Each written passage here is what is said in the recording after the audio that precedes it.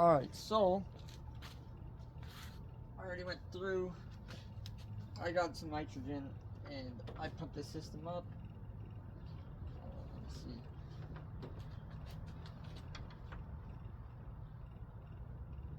Let's get this back open again.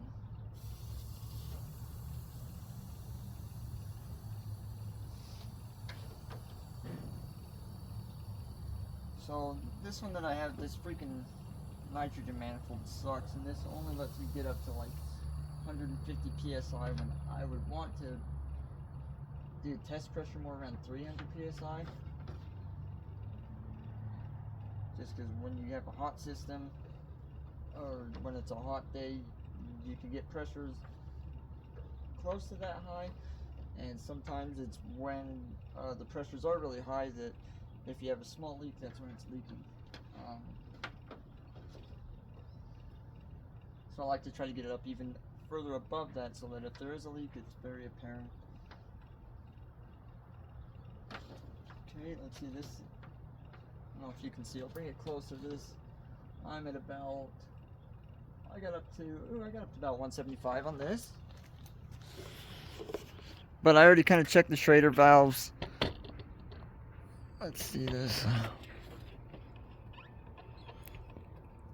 Yep.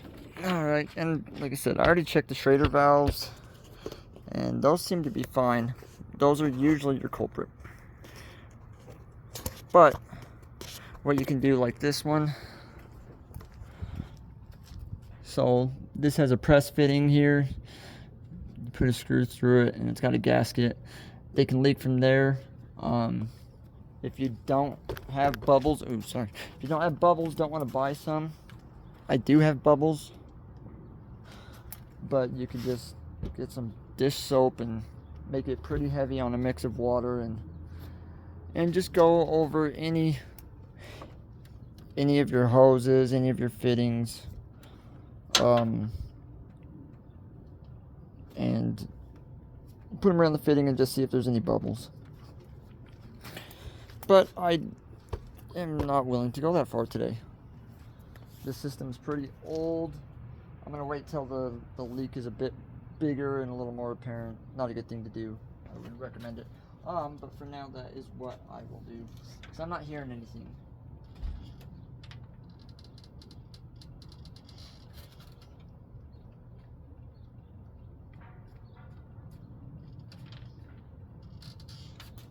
And I can't remember if I said earlier, the refrigerant that they put in cars has a green dye in it. So if you do have a leak, you should see green residue all over.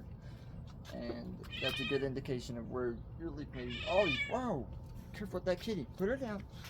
Oh, Dad, thank you. Can you play Mr. Funny's game? Alright, I'm going to shut this off.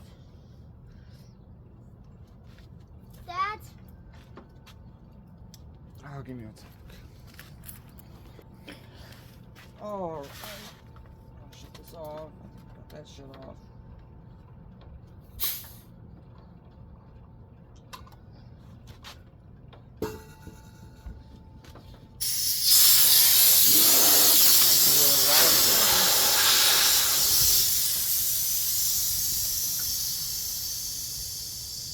And no, you don't have to have nitrogen to do this.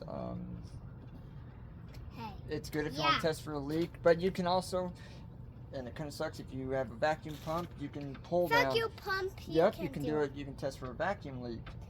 You can test it for acting there. Yep, he knows.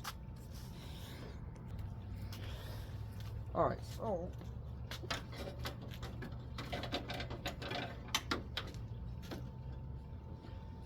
Okay, let me zero this out. Actually, see now, I didn't want to.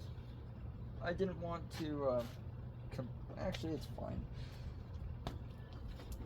I was gonna say I didn't want to completely empty this and leave it open, but I got caught up with my son.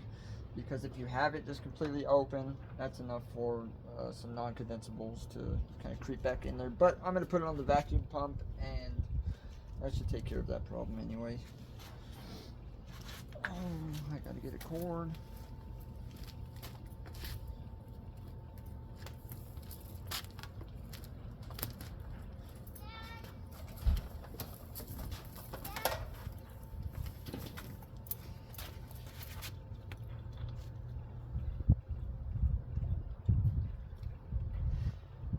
And for me, just because it's good practice and I have a micrometer, I'm going to hook up a micrometer to this, but you don't have to have one. I would just recommend leaving it on a vacuum.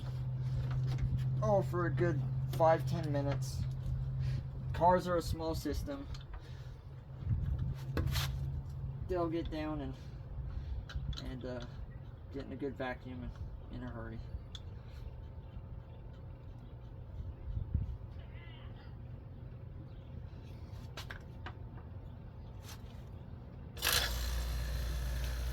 I'll do that. I'll close up this guy. And I'll open the rest of these. And just for the sake of interest for you guys, here's my nice little micron gauge.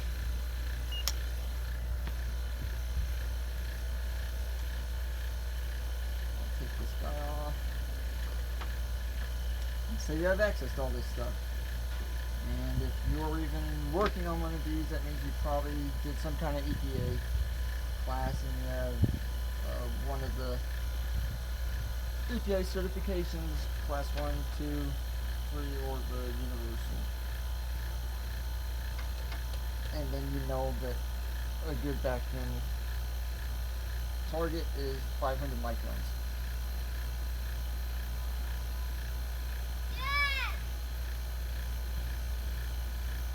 There's 66 registers.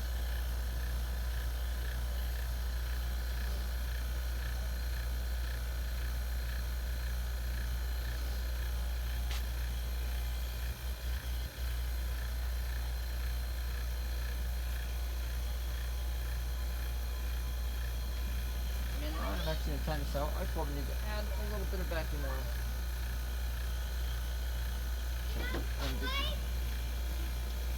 Do you have blue ice? Do you have blue ice? I do, buddy.